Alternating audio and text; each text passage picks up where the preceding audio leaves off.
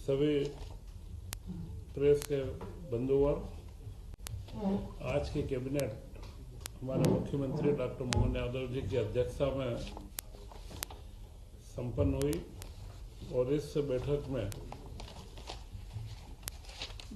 मुख्यमंत्री जी के द्वारा कुछ विषय निर्णयों के अलावा भी बताए गए कि जो राज्य के लिए महत्वपूर्ण विषय थे। उसमें सबसे बड़ा विषय था, 2 रोज पहले ही वो बालाघाट होकर के आए। बालाघाट को नक्सल मुक्त कर दिया गया है। यह सबसे बड़ा कार्य, एक चुनौतीपूर्ण कार्य भी था। दिसंबर तक की उसमें डेडलाइन दे करके एक समय सीमा निश्चित करके नक्सल मुक्त किया गया और उसके बाद मुख्यमंत्री स्वयं बालाघाट में जाकर के आए और बालाघाट में उन पुलिस के हमारे कर्मचारियों को पुरस्कृत भी किया और आउट ऑफ टर्न प्रमोशन भी दिया, जिन लोगों ने या जिनके कारण से इस अभियान के अंदर सहयोग मिला। उसी के साथ में मुख्यमंत्री जी ने एक निर्णय और लिया है कि अगली कृषि कैबिनेट, एग्रीकल्चर, यह कृषि का वर्ष है और अब तेज गति से बालाघाट क्षेत्र, पूरा जो नक्सल प्रभावित इलाके भी थे उनमें भी सारी कृषि की गतिविधियों में तेजी आए। उसके लिए कृषि कैबिनेट अगली बालाघाट में की जाएगी। आप सब लोगों को ज्ञात है कि कांग्रेस के शासनकाल में कांग्रेस के कैबिनेट मंत्री की वहां पर एक बड़ी नृशंस हत्या हुई थी, परंतु उसके बाद भी कांग्रेस ने कोई कड़े कदम नहीं उठाए थे, जबकि हमारे गृह मंत्री अमित शाह जी के निर्देशन में बालाघाट को पूर्णतः नक्सल मुक्त करने में मुख्यमंत्री जी के द्वारा जो पहल की गई है, यह एक बहुत बड़ा कदम है और यह कैबिनेट बालाघाट क्षेत्र के समग्र विकास के अंदर एक नई भूमिका अदा करेगी। इसी के साथ में हम लोग लगातार देख रहे हैं मध्य प्रदेश में वन्य जीवों का संरक्षण बढ़ा है और हमारे यहाँ पर चीतों का परिवार भी बढ़ा है। इस बार चीतों का परिवार करीब करीब हमारे बीच में 2 शावकों का जन्म हुआ और उसी के साथ में कूनो राष्ट्रीय उद्यान में 5 शावकों का जन्म हुआ और अब मध्य प्रदेश में कुल चीते 24 हो गए हैं। चीतों की संख्या बढ़ना, उसी के साथ में वन्य जीव के साथ में पर्यटन की वृद्धि हो, क्योंकि मध्य प्रदेश में सबसे अधिक वन क्षेत्र है और वन क्षेत्रों में पर्यटन की बहुत संभावना है और जिससे रोजगार की भी संभावना है। तो उसके अंदर भी हमारी वृद्धि हो रही है, क्योंकि सफेद टाइगर भी इंदौर की जू के अंदर एक सफेद टाइगर मिला है और इसके अलावा रीवा में भी हम लोग उसके लिए प्रयासरत हैं। इसी के साथ मुख्यमंत्री जी ने एक नई योजना को बनाने का भी निर्देशित भी किया है कि जहां पर जू बनते हैं, जिनमें हमारे वन्य जीवों को रखा जाता है, उसी के साथ में रेस्क्यू सेंटर भी बनाया जाए, जहां पर जो घायल पशु हो जाते हैं उन पशुओं को ला करके उनका इलाज भी हो और फिर उन्हें स्वस्थ होने के लिए जू के अंदर रखे भी। यह कॉम्बिनेशन का नया प्रयोग मध्य प्रदेश में करने के बारे में मुख्यमंत्री जी की मंशा है। इसी के साथ में 2 रोज पूर्व ही इंदौर में दाल मिलों का एक 2 दिन का सेमिनार हुआ और उसके ऊपर दाल मिलों की जो नई मशीनें हैं उन मशीनों का प्रदर्शन भी हुआ, जो दुनिया के अंदर नई तकनीक के साथ में मशीनें आ रही है। और दाल का तिलहन का मिशन मध्य प्रदेश में हम लागू कर रहे हैं और उसमें तुअर के ऊपर जो पूर्व में इंपोर्ट पे हम छूट दे चुके हैं, कुछ मिलों की उड़द और बाकी चीजों के ऊपर मांग आई है, तो उस पर सरकार बहुत गंभीरता से विचार कर रही है कि मध्य प्रदेश का जो हमारा दाल दलहन का कार्य है वो तेजी से आगे बढ़े। इस सबसे जब हम देखते हैं कि जो मध्य प्रदेश में माहौल बना है औद्योगिकरण का, उसी में वहाँ जितने भी मशीनों के अलग अलग व्यवसायी आए थे उन लोगों ने भी यह बात की तारीफ भी करी है कि मध्य प्रदेश में औद्योगिक नीति के कारण से एक अच्छा माहौल बना है और उनके मशीनों के अंदर पूछ परख भी बढ़ी है। तो मैं ऐसा मानता हूं कि ये मध्य प्रदेश के विकास के अंदर एक बड़ा कार्य है।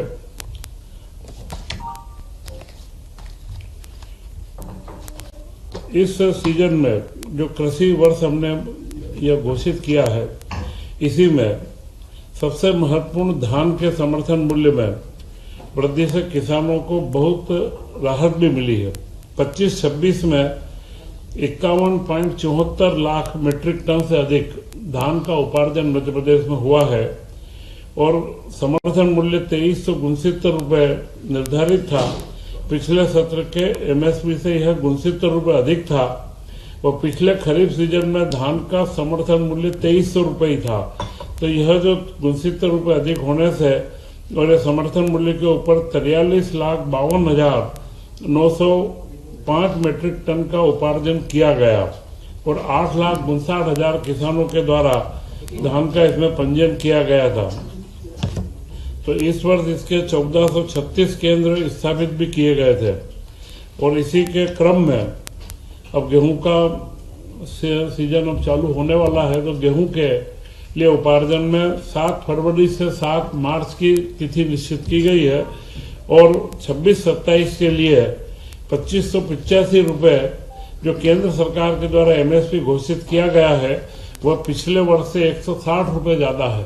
वह एमएसपी के ऊपर उपार्जन का भी निश्चित है। पंजीयन की निःशुल्क व्यवस्था है और किसान द्वारा समर्थन मूल्य पर विक्रय का भुगतान प्राथमिकता के आधार पर आधार लिंक बैंक खातों से किया जाएगा। पिछले में भावांतर योजना हो या जितनी भी योजनाएं रही, पुराने अतिवृष्टि के भी जो मामले थे, उन सब में राज्य सरकार ने 15 दिन से 1 महीने के समय सीमा में सारा भुगतान किया है। तो इस बार गेहूं में भी हमारी ये व्यवस्था रहेगी कि हम जल्द से जल्द किसानों का भुगतान उनके खातों में प्राप्त हो जाए। इसी के साथ में स्वास्थ्य का क्षेत्र, जिसमें मध्य प्रदेश ने बड़ी छलांग लगाई है। इस वर्ष जो आंकड़े आए हैं नेशनल हेल्थ के सर्वे के, उनमें जो मध्य प्रदेश में मात्र मृत्यु दर MMR 173 से घटकर 142 हुई है। यह एक बहुत बड़ा आंकड़ा है। 173 से 10,000 के ऊपर 173 मृत्यु होती है, वह 142 हुई है। और IMR शिशु मृत्यु दर वह 41 से घटकर 37 हुई है। ये जो 2 सूचकांक है, यह विकास के सूचकांक के सबसे महत्वपूर्ण पहलू रहते हैं। इनके माध्यम से ही प्रदेश की या देश की जो क्रेडिट रेटिंग या जो रेटिंग की जाती है, इन्हीं के माध्यम से की जाती है। और उसी में टीबी उन्मूलन कार्यक्रम में मध्य प्रदेश 5 राज्यों के अंदर सिर्फ 5 राज्यों में भी आ चुका है।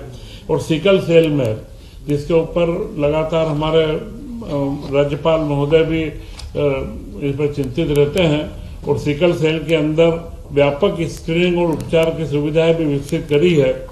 और आयुष्मान भारत योजना में 4.43 करोड़ कार्ड तैयार करके मध्य प्रदेश इस देश में प्रथम स्थिति के अंदर है। और PM श्री एम्बुलेंस एयर सेवा का अब उपयोग बढ़ने लगा है। धीरे धीरे कई जिलों के अंदर से इस तरीके के जो दुर्घटना के या जो तत्कालिक गंभीर बीमारी वाले हमारे जो निम्न श्रेणी के या आयुष्मान कार्ड के जो हमारे धारक हैं, उनको हम लोग योजनाएं दे रहे हैं। और जो राहवीर योजना, उसका भी अच्छा प्रतिसाद मिल रहा है, जिसमें 25,000 रुपए की प्रोत्साहन राशि दी जाती है। तो यह तो सामान्य विषय जो मुख्यमंत्री जी ने पिछले समय में जो मध्य प्रदेश के अंदर कोई उपलब्धियां हमारे सामने आई है, इनके बारे में दिए थे। और इसी के साथ में उन्होंने 19 मार्च को गुड़ी पड़वा है और उसी दिन से विक्रमोत्सव भी प्रारंभ हो रहा है। गुड़ी पड़वा का त्यौहार बड़े अच्छे तरीके से मना है, क्योंकि संस्कृति के मामले में मुख्यमंत्री जी का हमेशा से एक आग्रह भी रहता है और उन्होंने हमारी संस्कृति और इसकी विरासत के से विकास की जो एक दिशा दी है, तो उसी में गुड़ी पड़वा के पर्व को भी हर जगह के ऊपर बड़े अच्छे उत्साह के साथ में मनाने का निर्णय लिया है। तथा जो कैबिनेट के निर्णय हुए हैं, उनमें सबसे महत्वपूर्ण निर्णय है पेंशन योजना का। राज्य के कर्मचारियों के 2005 से जो नई पेंशन योजना लागू हुई थी, उस योजना के बाद में विभिन्न सर्कुलर व अलग अलग परिपत्रों के माध्यम से अभी पेंशन का निर्धारण होता था। तो हमारे कर्मचारियों को कई चीजों में स्पष्टता नहीं रहती थी। अभी इस बार पूरा का पूरा एक नियम 2026 बना दिया गया है, जिसमें न्यू पेंशन स्कीम पूरी लागू की गई है।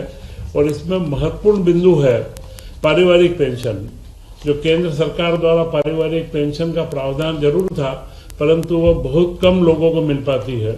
हमने मध्य प्रदेश सरकार ने इसमें विशेष रूप से जो प्रावधान किया है, वह प्रावधान है तलाकशुदा पुत्री। अभी तक पुत्रों को ही इसमें पेंशन प्राप्त होती थी, परंतु तलाकशुदा पुत्री का भी प्रावधान इसमें किया गया है, क्योंकि आप और हम सब जानते हैं कि जो लड़कियां माता पिता पर आश्रित रहती है और जब तलाक हो जाए तो उनका जीवन यापन बड़ा मुश्किल होता है। तो मध्य प्रदेश में जो उसको भी पेंशन की पात्रता रहेगी। बाकी सारे नियम जो उनके स्वैच्छिक सेवानिवृत्ति और जो केंद्र सरकार ने जो प्रावधान दिए थे, उन सारे प्रावधानों को उनमें नियमों में समाहित करके एक नियम 2026 का इसमें अनुमोदन किया गया है। इसी के साथ में ओल्ड पेंशन स्कीम का भी और नई पेंशन स्कीम, दो स्कीमों का करा गया है। तथा आदिवासी क्षेत्रों में जो प्रधानमंत्री जी का महत्वपूर्ण कार्यक्रम है धरती आबा जनजाति ग्राम उत्कर्ष अभियान, धरती आबा कार्यक्रम के तहत जो हमारे सामने अविद्युतीकृत घरों की संख्या टोटल 63,000 चिन्हित की गई थी। और वहां पर जो शासकीय संस्थान थे वो 650 थे। कुल 63,000 ऐसे संस्थान चिन्हित किए गए घर के साथ में, और उनमें उनकी जो टोटल 366 करोड़ रुपए की लागत है वो स्वीकृत की गई है। और जो ऑफ ग्रिड है उसमें ऊर्जा विकास निगम परंपरा इसमें सोलर प्लस बैटरी का लगा करके ऑफ ग्रिड, जहां पर साधारण 2 लाख से ऊपर का खर्च आता है, उसमें ऑफ ग्रिड का करके और 97 करोड़ में 8,521 घरों के अंदर बिजली की व्यवस्था की जाएगी। इससे हम 100% लक्ष्य की ओर आगे बढ़ने में कामयाब होंगे।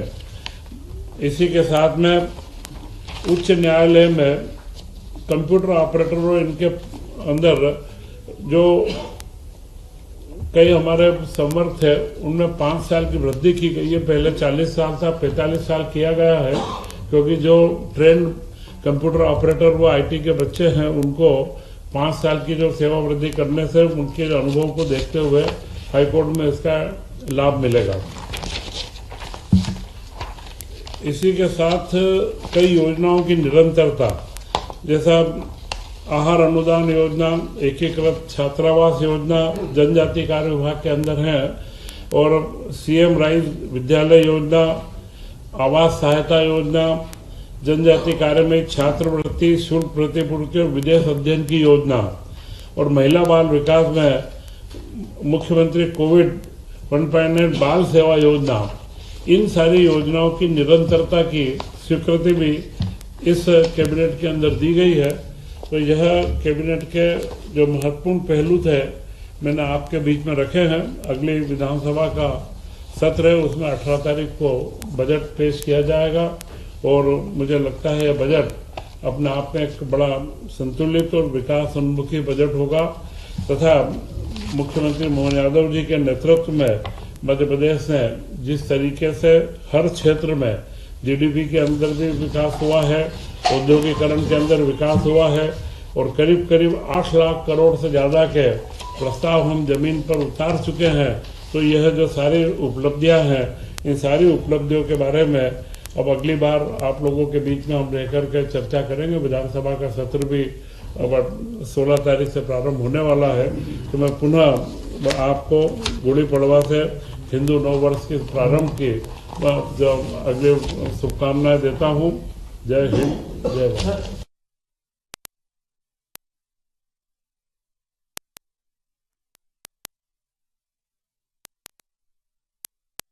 कैबिनेट एग्रीकल्चर के 6 या 7 विभागों को मिलाकर के कैबिनेट, एक कृषि कैबिनेट का गठन है, उसको किया जाए।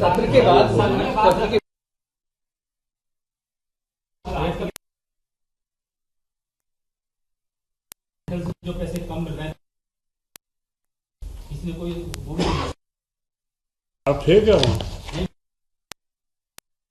नहीं हुआ।